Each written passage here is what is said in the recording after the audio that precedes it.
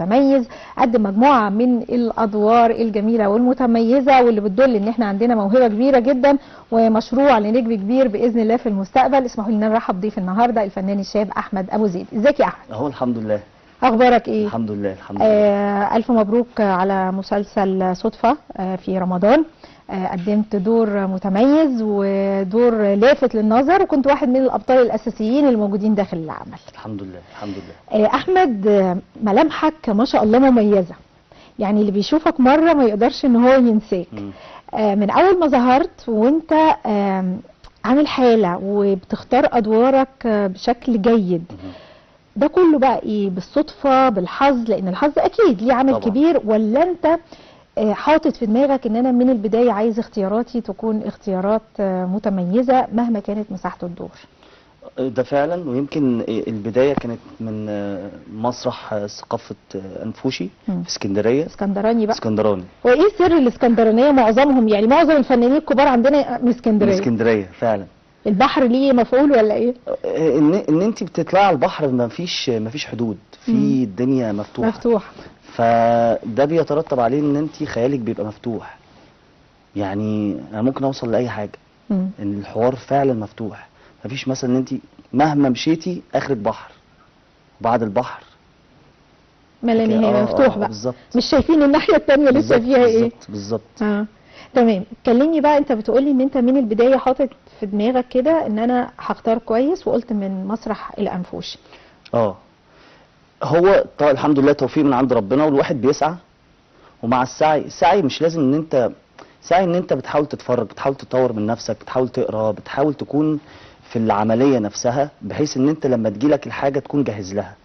هو ده يمكن مفهوم السعي بالنسبه لكارير الممثل او كارير الفن بتاعنا، لان هو مش موظف انت بتصحى الصبح بتروح المكتب وبعد كده بتروح. انت بتعمل الموضوع دوت بس مع نفسك بشكل او باخر يعني. طيب انت خريج معهد؟ انا خريج ألسن جامعه عين شمس، قسم ايطالي.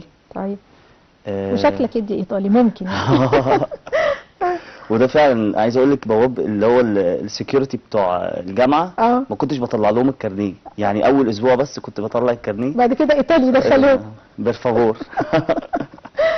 طب ما فكرتش ان انت يعني تشتغل بالدراسه بتاعتك؟ حصل.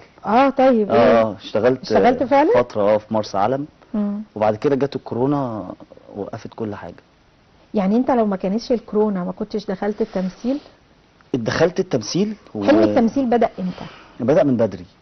بدأ يعني من وانت في المدرسه مثلا؟ في اعدادي. ورحت ثقافه الانفوشي، وكان في مخرج هو تقريبا اللي علمني مسرح اسمه ممدوح حنفي، وبعد كده كان هو المسؤول عن الاداره لما دخلت ثانويه عامه، كان هو المخرج.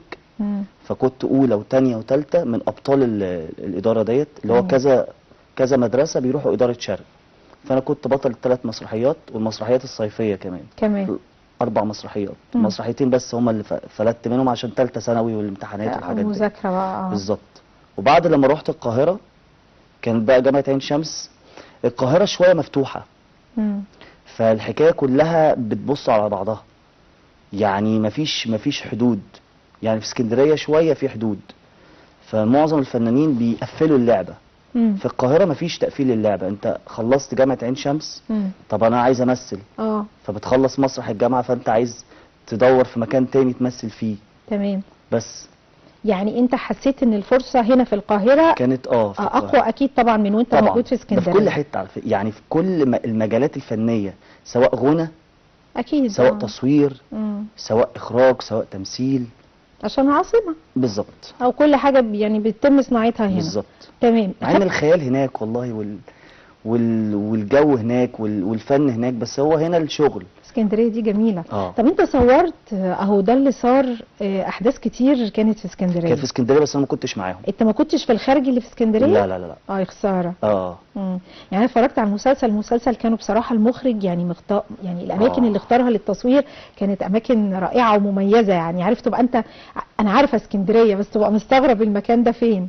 ده يمكن اول مسلسل انا اشتغل فيه دور. الله يرحمه حاتم علي. الله يرحمه. والفتره دي كانت الحكايه شويه مزنقه، يعني مفيش، يعني صعب قوي ان واحد زيي لسه في الجامعه ياخد دور، صعب طب صعب. عملتها ازاي؟ يعني قدمت في ايه؟ جات لك الفرصه ازاي؟ وخصوصا ان انت يعني لسه طالب في الجامعه وبعيد عن الوسط. هي جت ممكن اقول لك ضربة حظ، امم. يعني سعيت لها، بس هو توفيق ربنا كان أكيد. فيها. ان انا اخدت تقريبا 3 مشاهد في مسلسل اسمه كأنه امبارح، كان اخراجه امم. وما صورتهوش. يعني عرفت ان انا عندي 3 مشاهد، كلموني انت عندك 3 مشاهد بس امتى ما نعرفش. تمام.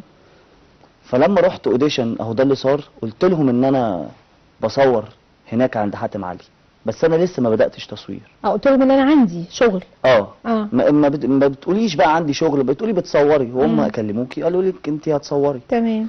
فتقريبا اللي كان ماسك الاوديشن يعني اعتقد ان حاتم علي عارفني، اه.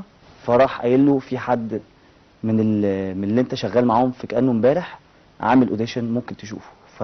شافني طبعا اول مره يشوفني، اه. ما شافكش في التصوير في كأنه ما كانش امبارح. لسه، اه. فقبلني، يعني شاف الاوديشن اه. ووافق عليه. تمام. فصورت اهو ده اللي صار قبل ما اصور كأنه امبارح. سبحان الله.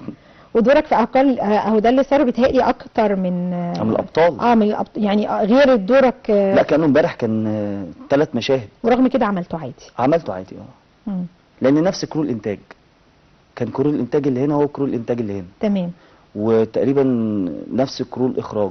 طيب طالما بدأت بقى وانت في الجامعة، ايه اللي خلاك تروح مرسى علم؟ الدنيا لقيتها ايه؟ يعني تعطلت بعد اهو ده اللي شوية؟ صار قعدت في البيت، مفيش شغل. مفيش شغل 2 سنتين ده آه. كتير قوي. اتخرجت الفترة ديت، يعني في مم. ال2 دول اتخرجت مم.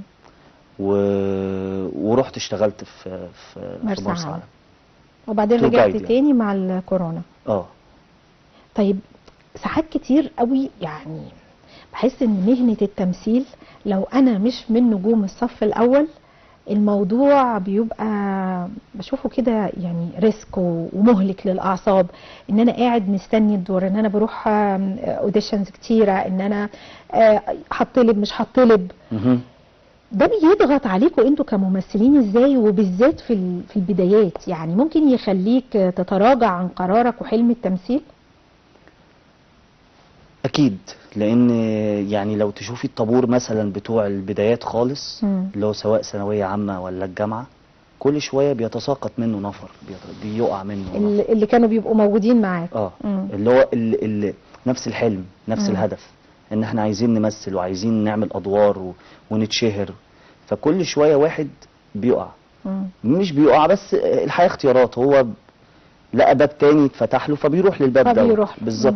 وهو ده اللي حصل معايا، لقيت باب تاني اتفتح لي فرحت له، اتقفل رجعت تاني رجعت تاني فاتفتح.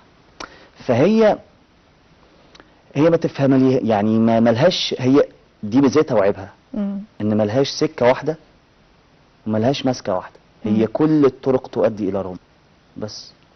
طيب رجعت مرة تانية علشان تمثل بعد ما كنت موجود في مرسى علم، وكان في فترة الكورونا، وفترة الكورونا كمان كان الفن نوعا ما يعني كان في اعمال كتير توقفت عن جداً. التصوير يعني اعمال كتير قوي لغاية ما رجعوا مرة تانية بالزبط. وبدأوا انهم يشتغلوا بشكل قوي. بالظبط. رجعت تاني بقى، عرفت يعني المكاتب، الشركات الانتاج، ان في شاب موجود اسمه احمد ابو زيد. عملت ايه؟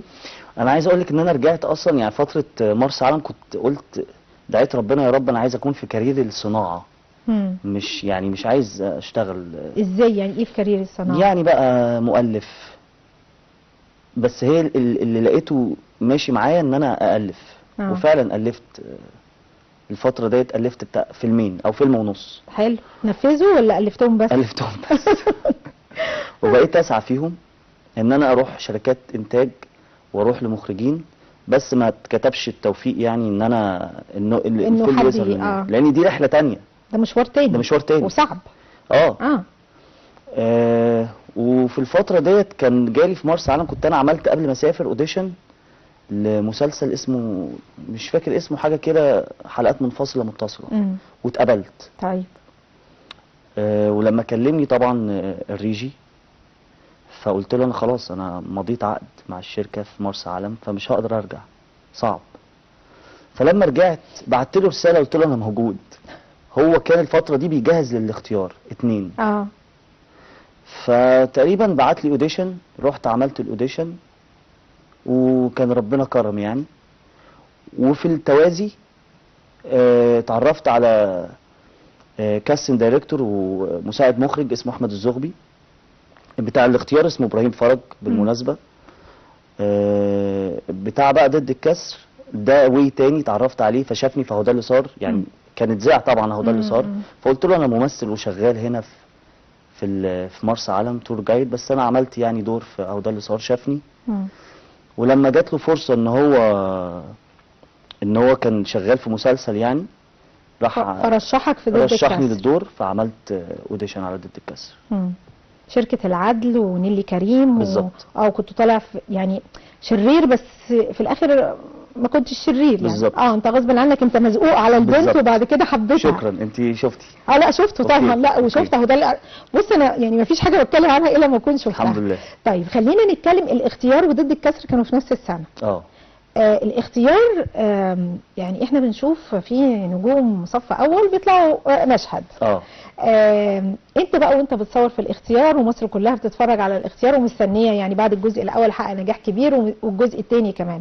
بس قول لي بصراحه، يعني انا عارفه ان في الاختيار بتطلعوا مشاهد قليله قوي وممكن يكون يعني مشهد او حاجه يعني. الناس لفت نظرهم اكتر في ايه؟ انا شخصيا شفتك في ضد الكسر يعني. فاكره دورك قوي في ضد الكسر رغم اني شفت الاختيار 2. انت الناس بقى كان رد فعلهم ايه؟ عايز اقول لك في ناس اتعرفت عليا من الاختيار 2 من المشهد اللي انا عملته مع استاذ كريم. وفي ناس اتعرفت عليا من ضد الكسر. وكان في مسلسل ثالث عملته اسمه بين السماء والارض، وكان مشهدي مع هاني سلامه. تمام. بس كان شكلي تقريبا متغير قوي. بس اللي اتعرف اكتر الاختيار 2 وضد الكسر. الموضوع ده غريب جدا يعني. انا شفت ال3 مسلسلات اللي انت قلتهم، شفتهم في نفس السنه. بس انا شكلك وكنت مركزه معاك في ضد الكسر اكتر. رغم ان انا شفت برضو بين السماء والارض. عشان يمكن مساحه الدور اكبر ممكن، فانت متابعه القصه من اولها. في نوع برضو المشاهد بيتوحد مع التمثيليه او مع الحدوته اللي بتتحكي قدامه من البدايه للنهايه، ان هو خلاص في نوع من انواع العشره. وبعدين كان 30 حلقه، الثاني 15 بالظبط. و15 ومشهد.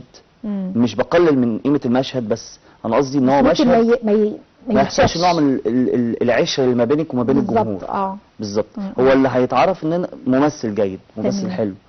بس المساحه بيحصل نوع من انواع الترابط ما بينك وما بين الجمهور. تمام.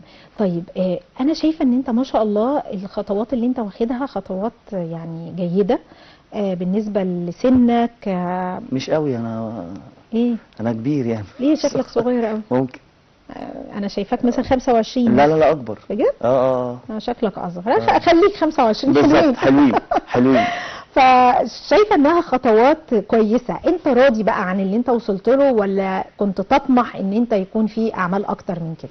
الحمد لله راضي واطمح. يعني راضي باللي انا عملته وبطمح بان ربنا يكرم اكتر، واطمح الفتره الجايه ان شاء الله يعني تكون سينما باذن الله، والمسلسلات الميني سيريس اللي هي المسلسلات اللي هي 6 حلقات 8. بس دول معظمهم بيبقى منصات. اي بس دي يعني انا بشوف انها سلاح ذو حدين. في ناس عاشقه للمنصات، ان انا بجيب المسلسل بتعامل معاه معامله الفيلم. يعني ممكن اشوفه في يوم، ممكن اشوفه على يومين. بالزبط. فالتركيز بيبقى يعني قوي. وفي ناس تانية ملهاش في المنصات بقى، يعني عارف يعني بتقعد تتفرج على اللي بيذاع على الشاشه وخلاص. انا جيلي ايه؟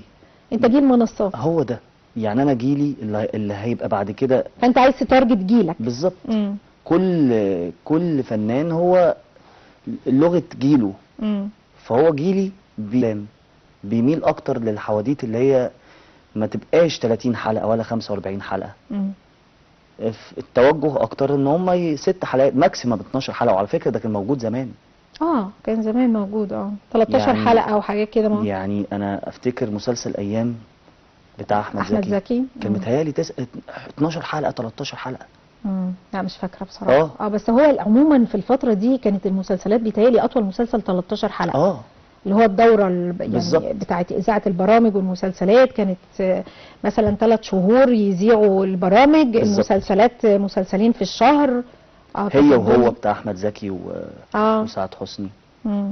9 حلقات ولا 8 حلقات. هي والمستحيل. كل الحاجات الفتره دي كانت صغيره. ابراهيم الطاير كمان ما كانش فيه فكره ال30. بالظبط. احلام الفتى الطائر. دموع في عيون وقحة. ايوه كل دي كانت حاجات صغيره. انت شايفه ان انت كل الحاجات اللي انت بتذكرها جيل مش جيلك خالص، انت بتتابع بقى طبعا القديم. طبعا. طب من وجهه نظرك كده الفتره اللي انت شايف فيها ان انت بتحب التمثيل فيها، شايف ان كان فيها انتاج غزير دراميا وسينمائيا، كانت انهي فتره؟ الانتاج غزير على فكره في كل الفترات، يمكن دلوقتي في انتاج غزير جدا بس من السينما. لا يعني ازاي؟ السنه اللي فاتت 2023 احنا دخلنا في 60 فيلم. 60 فيلم السنه اللي فاتت؟ اه مش حاسه انهم 60 لا فيلم. لا لا، في افلام كتيره جدا مصروف كتيره. اه يمكن يرجع السبب دوت ان الصيف بقى، يعني رمضان بقى في الشتاء، بقى فالصيف بقى مساحته كبيره، فبقى عندك عيد صغير عيد كبير. الصيف مش في الشتاء، احنا والله. لسه ما دخلناش في الشتاء، يعني انت تقصد ان رمضان يعني في النص كان الاول الفترة من الأخيرة السنه. يعني كان ال10 سنين اللي فاتوا كان موجود في الصيف، اه فمتهيألي ال10 سنين اللي جايين داخلين خلاص شويه بيتراجع ان هو يكون في الشتاء. فعندك الصيف كبير جدا، عندك عيد صغير، عندك عيد كبير، عندك كذا راس موسم. سنة.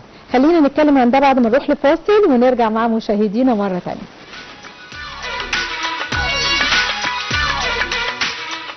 رجعنا معاكم مرة تانية وما زال الفنان الشاب أحمد أبو زيد منورني.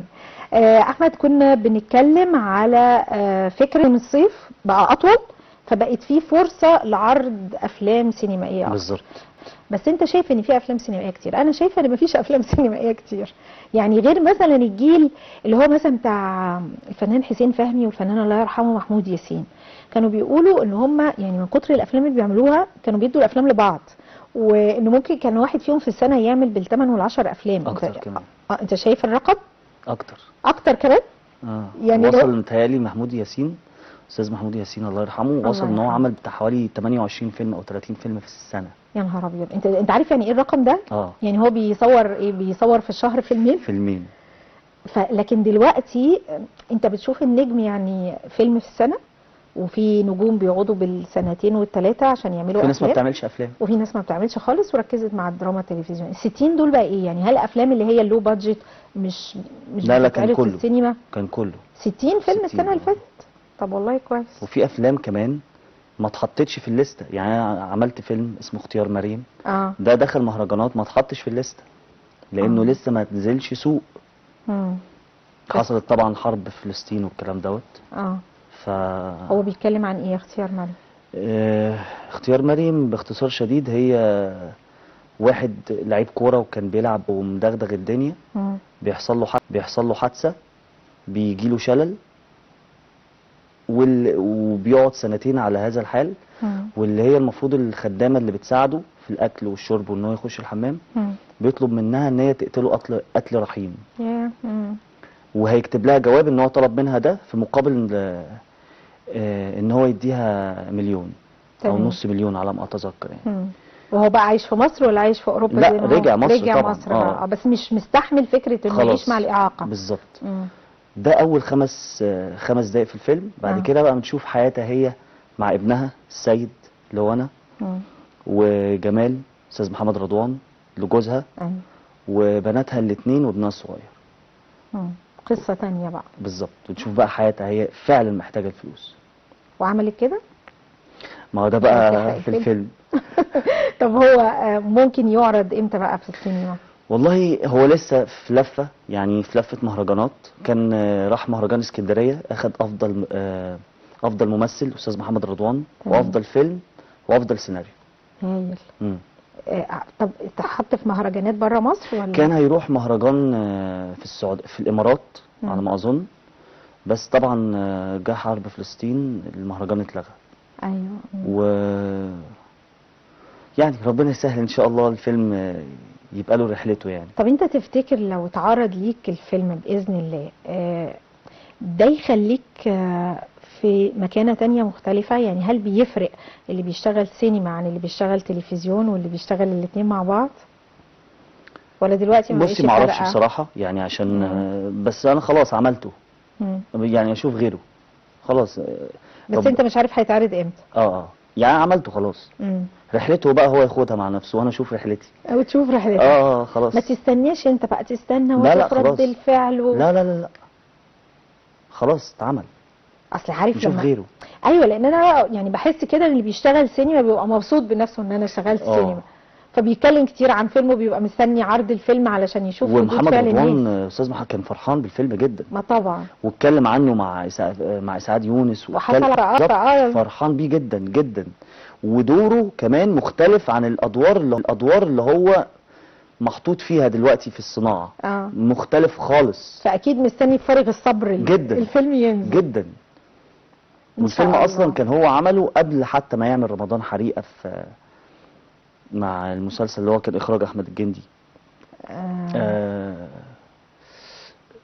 عارف. حجم العائلي حاجه زي كده، كان ماجد الكدواني وهو اللي هو لا مش بالحجم العائلي، اسمه بتاع ماجد، هو حاجه عيله برضه. ايوه بتاع ماجد الكدواني ورنا رئيس.